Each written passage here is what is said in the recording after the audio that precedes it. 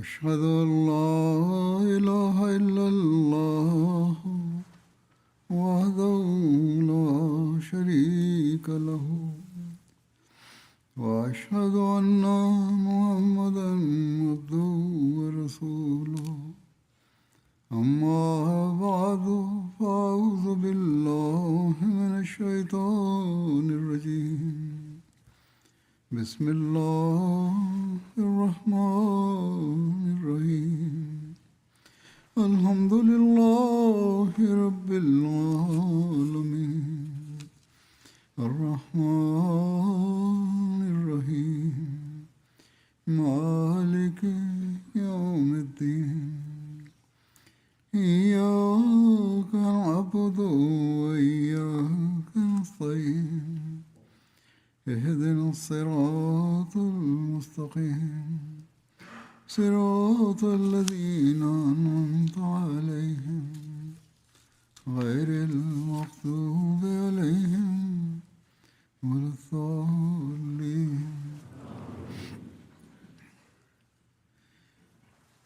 حضرت صلی اللہ علیہ وسلم Светия пророк, салалаху алейхи васелам, в установяването си за единството на Бог в света и как Той стои като едно твърдо стъпало срещу всяка форма на свързване на съдружници с Бог. Ние преди сме говорили относно единството на Бог и установяването на светия пророк салалаху алейхи васелам за единството на Бог.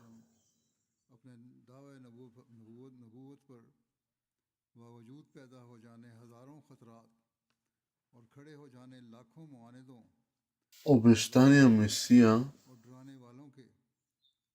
Хазрат Мирза Гулам Ахмад алейхиссалам е написал: само си помислете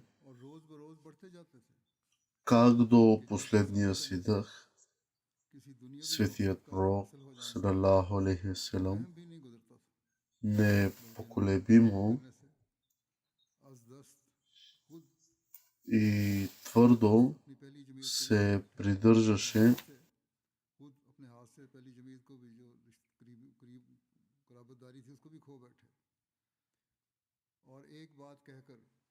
към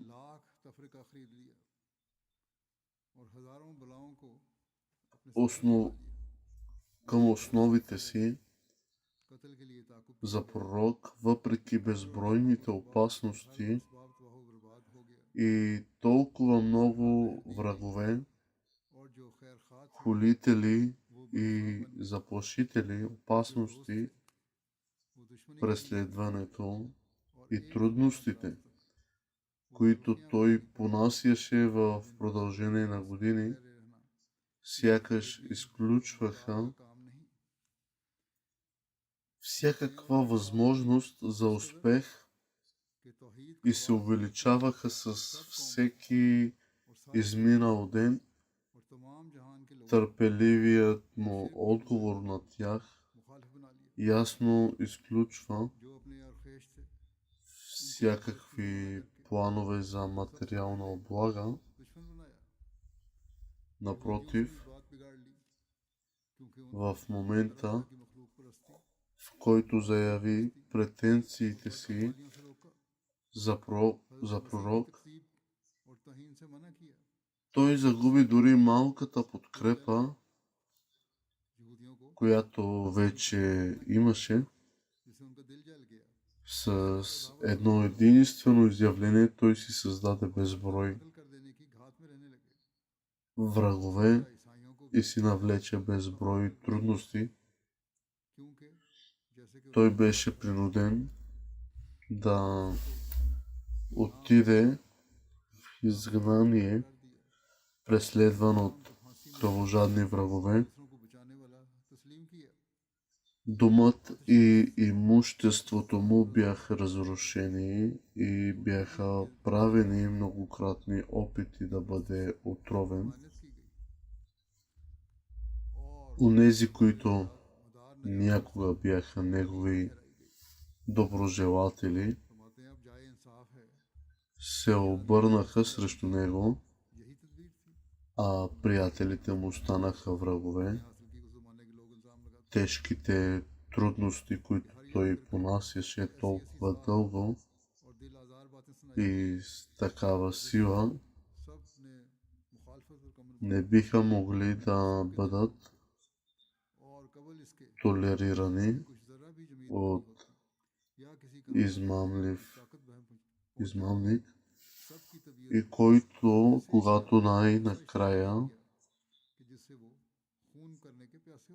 когато исламът победил и настъпило време на спокойствие и просперитет, той не натрупал богатство, не си построил крепости или имения, не си натрупал провизии за луксозен и кралски живот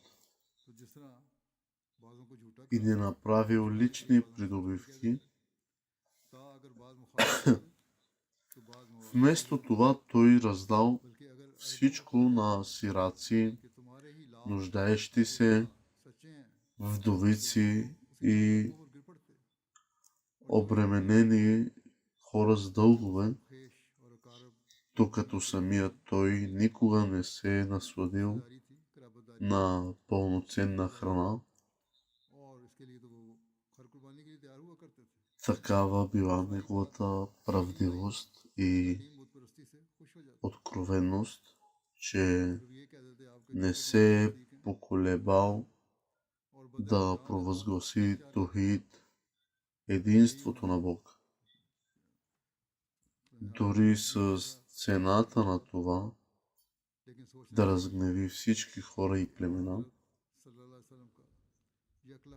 Всъщност, целият свят на идолопоклонниците, неговите собствени роднини и близки, били първите, които му се противопоставили, когато им забранил да се покланят на идоли. Еврейската общност се е превърнала в негов най-заклет враг и непрекъснато кроела планове да го убие. Когато се опитал да ги отбие от различни форми на поклонение на създанията, сляпо следване на светците, различни форми на злоупотреби и от богохулство срещу Месията Исус, християните били разгневени по подобен начин, когато той заявил, че противно на техните вярвания, Исус не е нито Бог, нито Син Божий, нито е изкупил греховете им чрез разпятие. Огнепоклонниците и звездопоклонниците също били разгневени, когато им забранил да се покланят на своите божества и вместо това ги призовал да се обърнат към единния Бог за своето спасение. И честно казано, това ли са средствата, чрез които човек би могъл да се надява да постигне успех в този свят? Ако имаше светски амбиции, разумно ли беше да атакува вярванията на всички религии и да ги провокира по такъв начин, че всички да бъдат съкрушени и да се обърнат срещу него. Те бяха толкова разтревожени, че жадуваха за кръвта му, докато той нямаше значителни последователи, които да го защитят от тяхната атака. Не би ли било по съобразно с обичаите на света да критикува едни и да хвали други, така че там, където има врагове, да може да има и приятели? Например, ако беше признал на арабите, че Лат и Уза са истински богове, те щяха да му се подчиняват и да го следват безпрекословно, защото бяха хора, които отдават голямо значение на семейните и племенните принадлежности и националната чест. Те бяха съгласни с всичко, което е учил светия пророк салалаху алейхи ва салям. Единственото нещо, от което се нуждаеше, беше да позволи на идолопоклонството да спечели сърдечното им послушание. И каква светска целесообразност би могла да накара светия пророк да отчужди всички и всички, за да се придържа здраво към Тухид, което вяра, т.е. вероизповедание, което би било дълбоко непопулярно по това време и чието изповядване е предполагало много проблеми и дори риск от смърт. И какъв земен мотив би могъл да има той да продължава да настоява за доктрината, която му е отнела всичко и чието само изразяване може да доведе до затваряне и мъчения на новопокръстените в исляма. Как би могъл някой да се надява да постигне материален успех, като казва на хората какво е против техния темперамент, обичаи и вярвания, като по този начин ги прави свои смъртни врагове и не поддържа връзки с никого? Това ли е начинът, по който измамниците и лъжците кроят планове? Превръщат ли измамниците приятелите си във врагове? Онези, които планират да получат материална награда чрез своите хитри устройства, предизвикват ли целия свят едновременно и живеят ли в постоянен страх за живота си?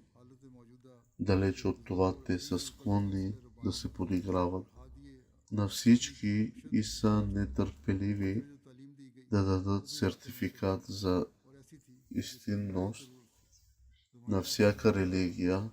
Не е в техния характер да показват сила в името на Бог и да полагат усилия да устояват вярата си в Божието единство и величие.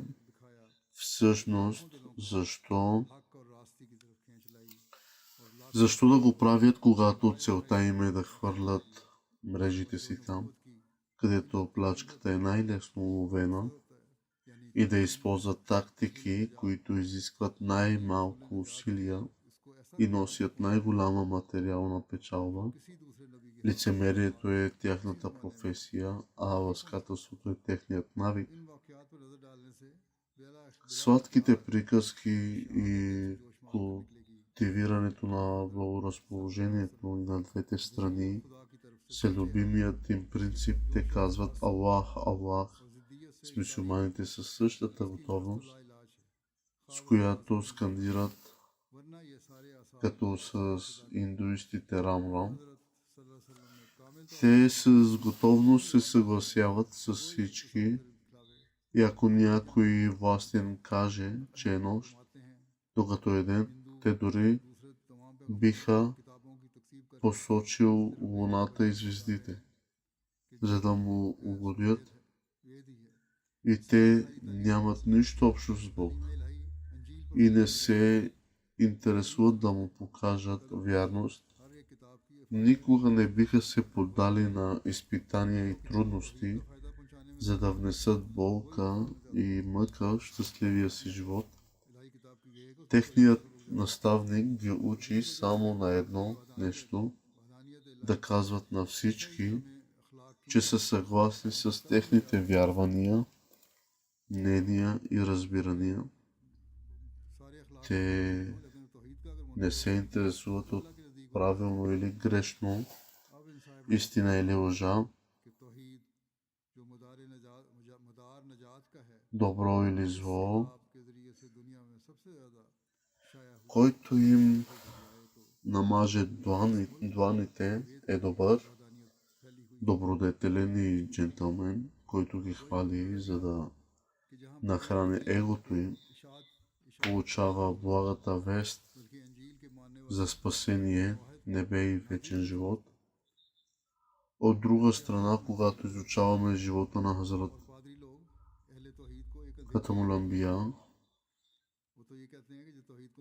много ясно е, че той е притежавал най-високо направеност и почтенност.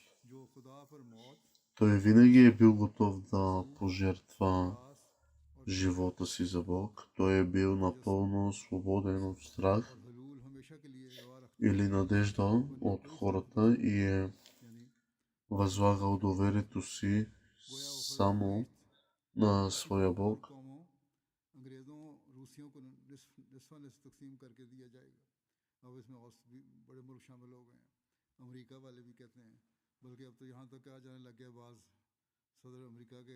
Той прегърна всяка скръб, трудност и страдание. Неустрашим от заплахи, той изпълни всички изисквания на духовни упражнения.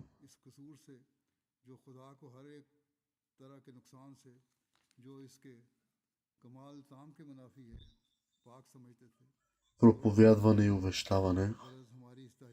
Истина ви казвам, че в цялата история на всички други пророци няма нито един, който да е проявил такова доверие в Бог, да е проповядвал Неговото единство, да е забранил идолопоклонството пред лицето на толкова голяма опасност и да е останал винаги непоколебим и твърд, докато е бил изправен пред толкова много врагове. И всеки, който размишлява върху тези събития с известна степен на честност, ще ги открие като свидетелство за вътрешната истина на светия пророк и при по-задълбочено размишление разумен човек ще осъзнае също, че епохата, в която се е появил светия пророк е имала остра нужда от велик небесен реформатор и духовен водач, и че ученията, които той е донесъл, със сигурност са били истинни и са отговаряли на всички нужди на времето и са обхващали всички изисквания на епохата. Толкова ефективно и силно беше неговото учение, че хиляди бяха привлечени към истината и думите: няма никой достоен за поклонение освен Аллах. Бяха гравирани в сърцата им крайната цел на пророчеството да се предадат учения, водещи до спасение, беше постигната до съвършенство от светия пророк, салалаху алейхи веселам. Това е много повече от това, който и да е друг пророк някога е постигал. Всеки, който размишлява върху това, спонтанно ще свидетелства, че светия пророк, салалаху алейхи веселам, е истинският водач, изпратен от Бог.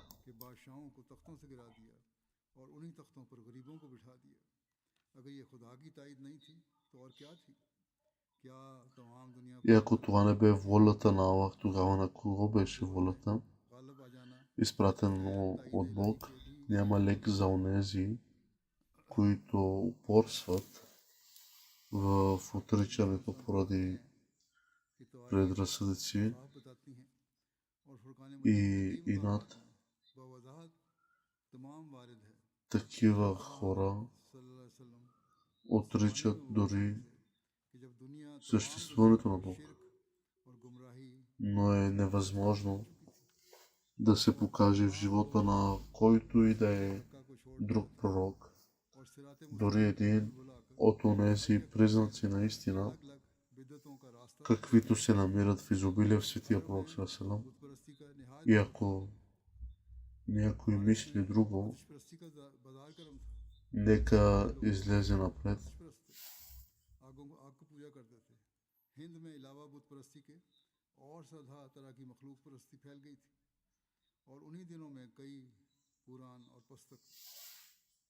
Само Коранът представя истинското единство на Бог. Обещания Месия е написал, алейхиссалам, че индусите възхваляват ведите, считайки ги за сбор от всички напътия, като същевременно отричат истинността на всички други писания и пророци.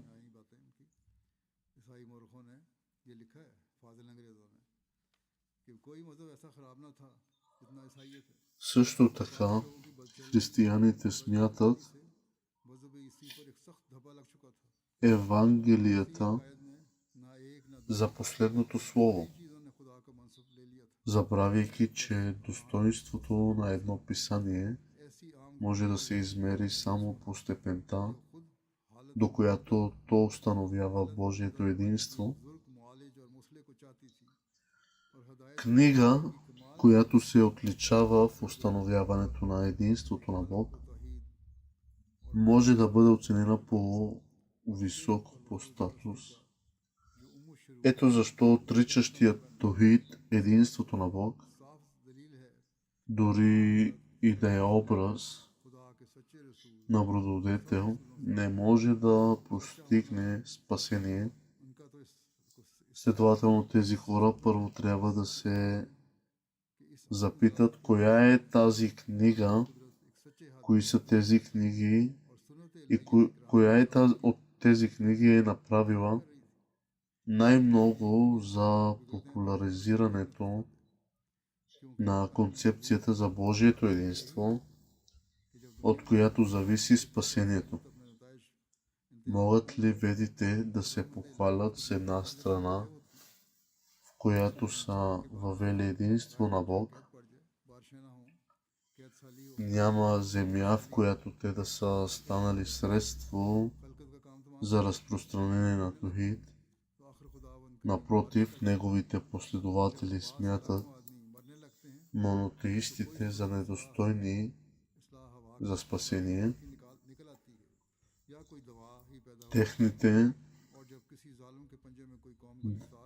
Те дават на монотеистите вести за тъменат, където ще има много плач и скърцане с зъби.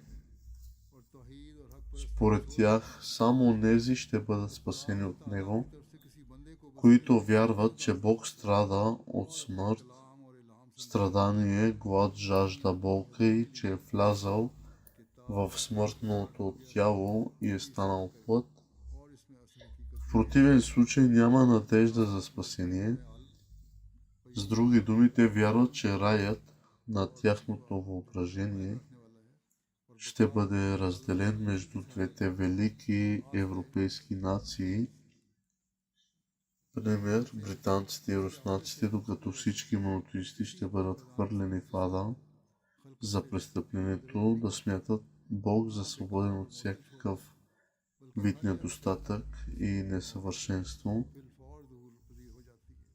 Това, което се опитвам да демонстрирам, като пиша всичко това, лицето на земята, освен сред последователите на светия пророк, салалаху алейхи ва салям, и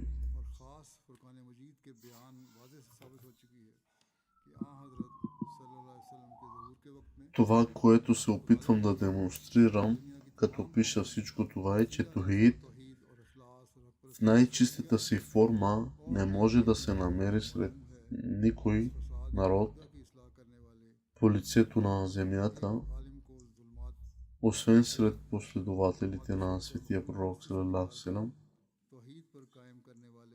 И няма друга книга на земята, освен свещения Коран, която твърдо да е посветила милиони на това свято учение и която да води човечеството толкова благовейно.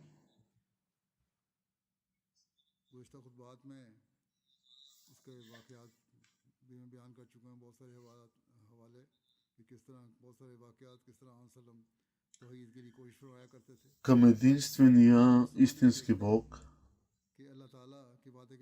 хора от всяка религия са създали изкуствени богове за себе си,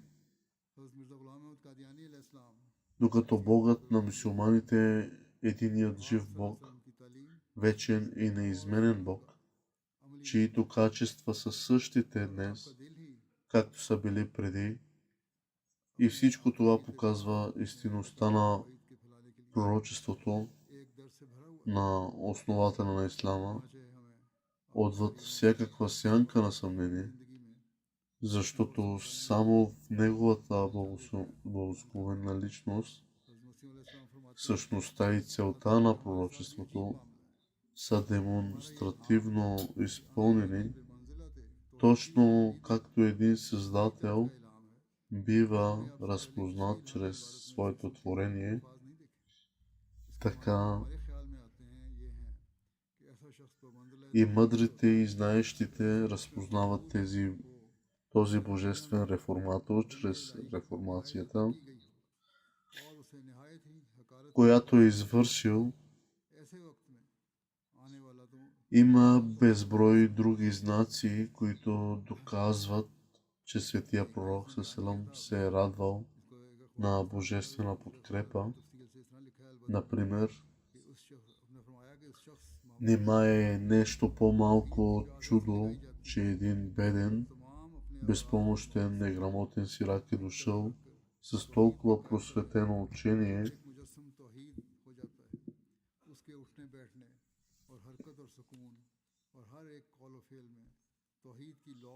и която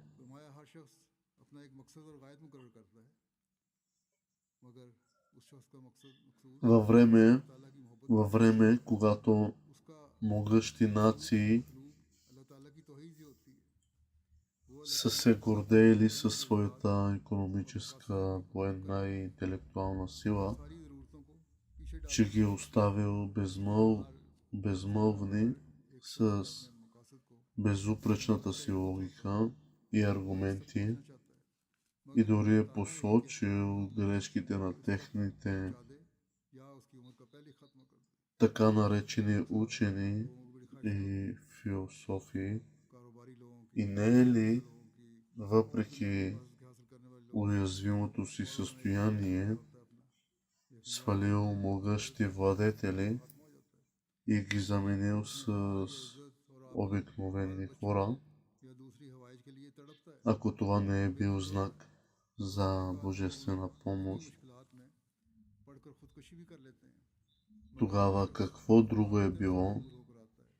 Възможно ли е някой да победи целия свят по разум, знание, сила и мощ, без божествена подкрепа?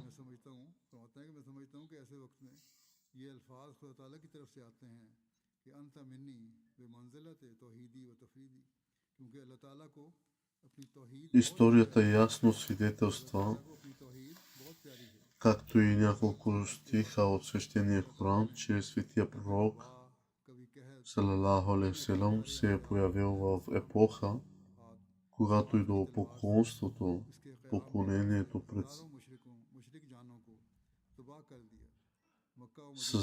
създания от всякакви погрешни вярвания са били широко разпространени по света. Всички хора са изоставили истинските принципи и са се отклонили от правилния път, а последователите на всяка религиозна деноминация просто са следвали пътищата, които са си измислили. Арабите са били потопени в идолопоклонство, персите са се поклонявали пред огъня, а индийците са се поддали на стотици форми на поклонение пред създания, допълнение към идолопоклонството. По това време са били написани няколко древни писания и книги, съдържащи митове, в които десетки Божии мъже са били обожествени и е била положена основата за поклонението на християнството е било в най-лошо състояние от всички според признанието на преподобния Дейвънпорт и някои други западни учени. То е било силно опетнено поради неморалността и безверието на своето духовенство, а неговите доктрини също са издигнали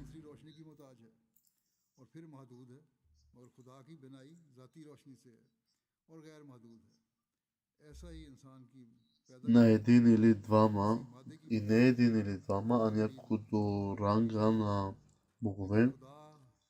Фактът, че светия пророк салалаху алейхи ва салям се е появил във време на духовен упадък, когато нуждата от велик духовен лекар и реформатор е изключително божествено ръководство, е била силно усещана и с идването си е озарил света с светлината на Тухид и праведно поведение, премахвайки идолопоклонството и поклонението пред създанията, което е майката на всички злини,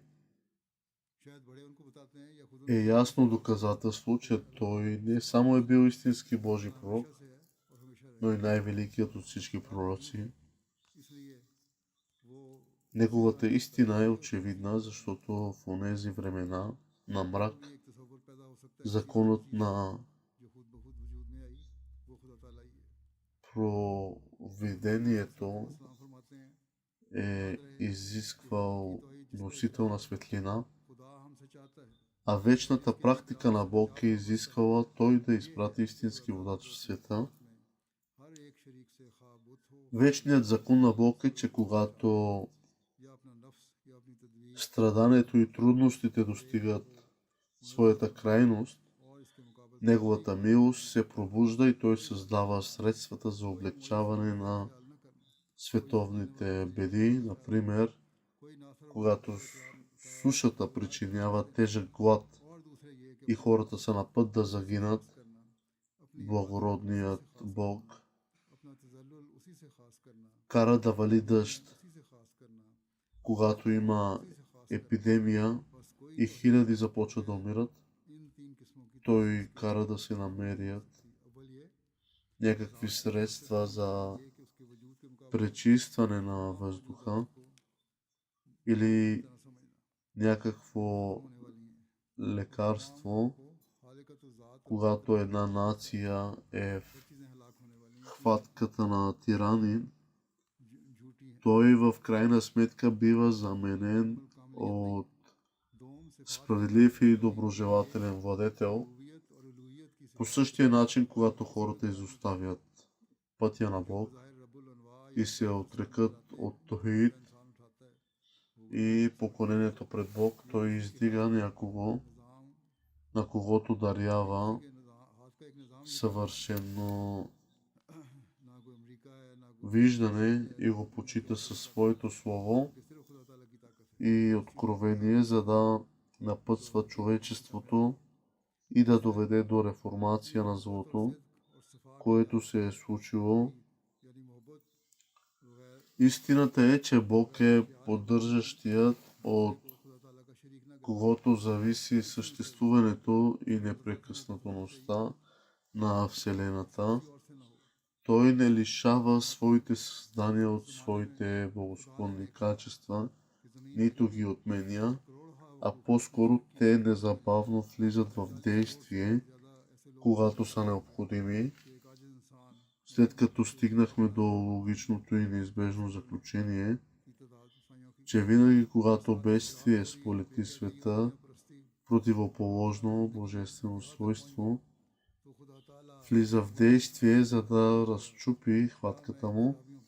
И след като научихме от историята, от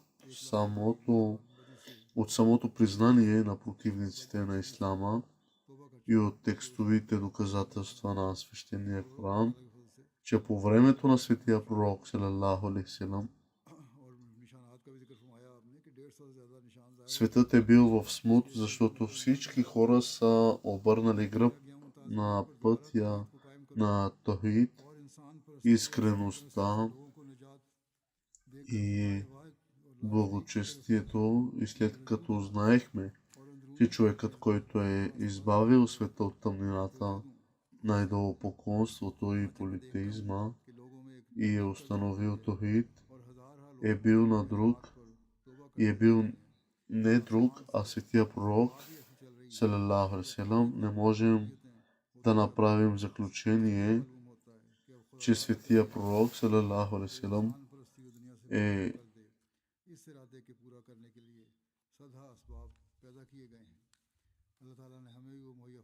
светия пророк салалаху алейхи салам, заключение е истински водач от Бог. ये सवाल पूछा जाता है कि बुत परस्ती की तारीफ क्या है और उन लोगों को कौन सी चीज़ बुत परस्त बनाती है। लाजम है कि इन अमूर को हम बयान करें। जानना चाहिए कि इबादत अकायद का नतीजा है और अहले हक़ के अकायद ये हैं कि खुदा एक है और अल्लाह जल्ला शानहू की सिफ़ात हमेशा से कायम व दायम हैं, यानी ना उसकी सिफ़ात में। В предишните си проповеди съм разказвал различни случки за това как светия пророк салам се е стремял да установи единството на Бог в света. След това в тази епоха Бог е изпратил обещания Месия алейхиссалам, Хазрат Мирза Гулам Ахмад алейхиссалам, за да увековечи същата мисия на светия пророк салалаху алейхи салам. И обещаният Месия бил най-истинското отражение на светия пророк салалаху алейхи салам.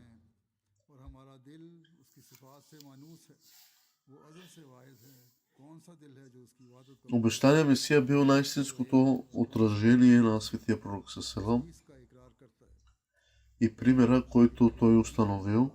Следователно, примерът на обещания Месия е такъв, на който ние трябва да подражаваме, за да следваме примерите и ученията, дадени от светия пророк салалаху. Обещания Месия е написал, той също трябва да се въздържа от ширк, съдружаване с Бог, и да не се покланя нито на слънцето, нито на луната, нито на звездите, нито на въздуха, нито на огъня, нито на водата, нито на каквото и да е било друго. Той също така не трябва да се доверява на физическите средства. Това са учения, дадени от светия пророк салалаху алейхи ва салям. След като е направил всичко по силите си, той трябва да го смята за незначително и не трябва да се гордее със знанията или усилията си, а трябва да се смята за невеж и душата му трябва винаги да лежи простната пред прага на Всемогъщия Бог, търсейки Неговата благодат чрез молитва и молба. Човекът зависи от учител за знанието.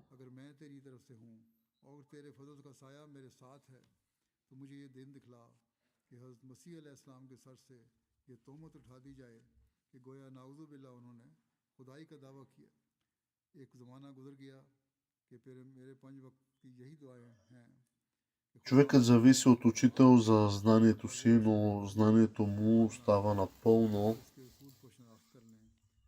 Бог не се нуждае от учител, защото неговото знание не познава граници.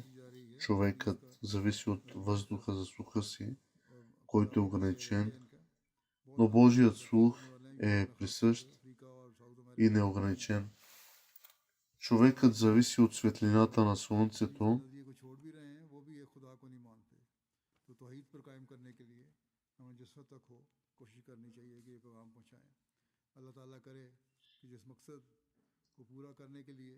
човекът зависи от светлината на слънцето или от други източници на светлина, за да вижда, и зрението му е ограничено.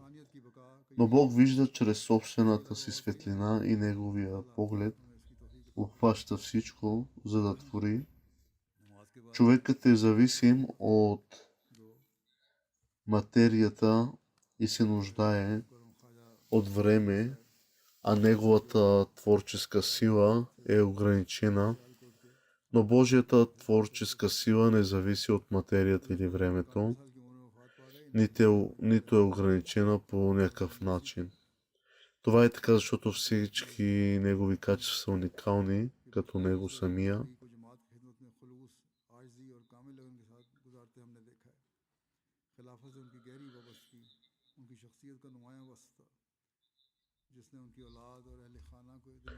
Три аспекта на единството на Бог.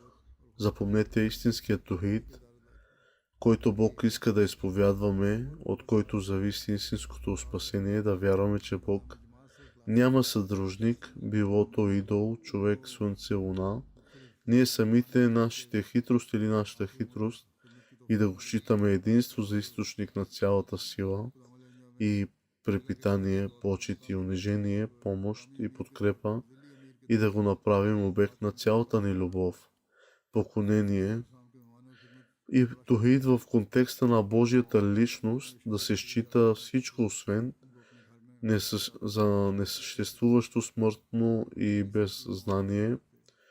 Второто е тухид в контекста на Божиите качества, да се вярва, че никой не притежава качествата на Бог, освен личността на Всемогъщия. Третото е тухид контекста на любов, искреност и преданост, да не се свързва никого с Бог по отношение на любов и преданост, да се потопиш изцяло в Него.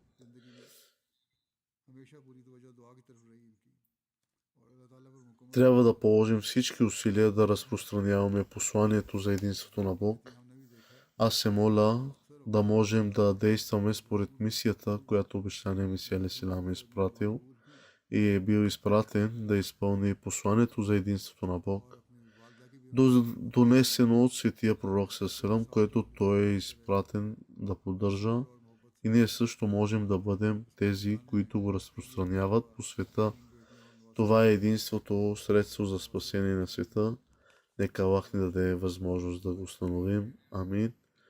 След проповедта си ще ръководя погребални молитви на следните починали членове: Хаваджа Зафар Ахмад, бивш амир на Сялко. Той е живял в САЩ, където е починал.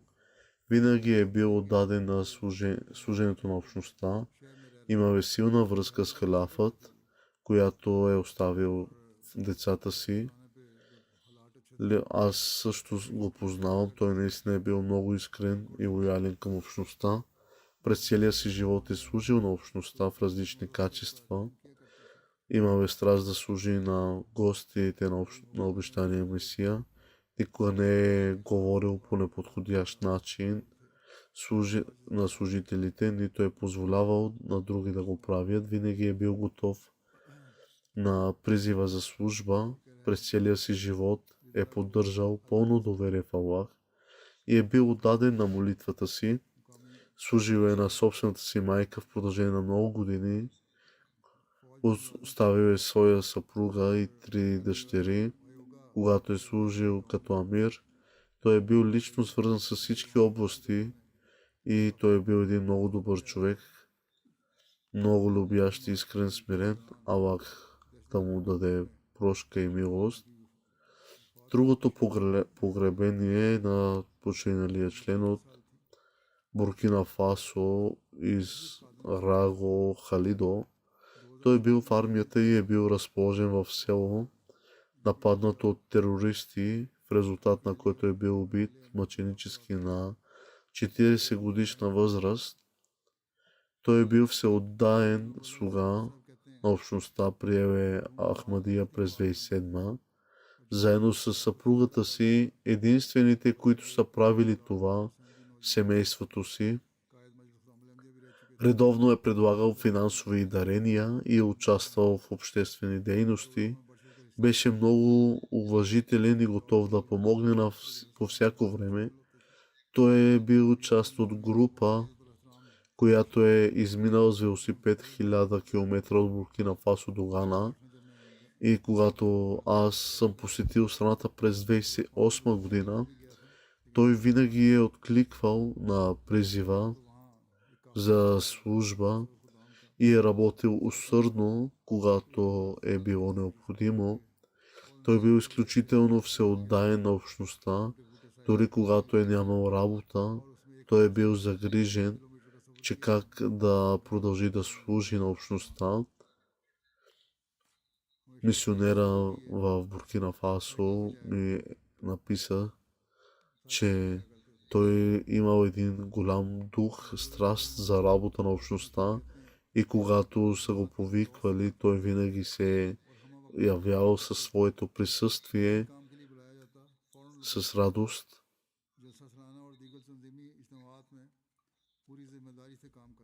И след като е получил работа, като се е намерил работа, той е започнал първата му задача, след като е получил работа и заплата, е започнал да плаща своята чанда редовно. Той е оставил своите родители, съпругата си, сина си и 2 си дъщери. Аз се моля Аллах да му даде прошка и милост. Амин.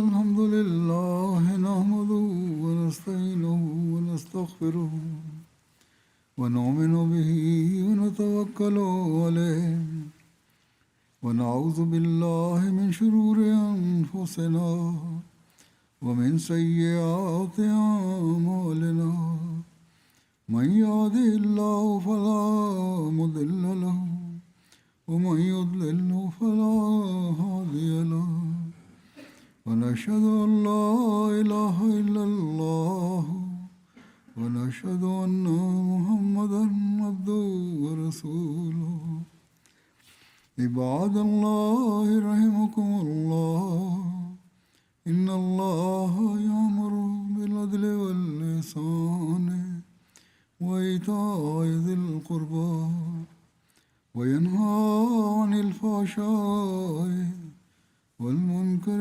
والبغي يعظكم لعلكم تذكرون اذكروا الله يذكركم وادعوه يستجب لكم ولذكر الله أكبر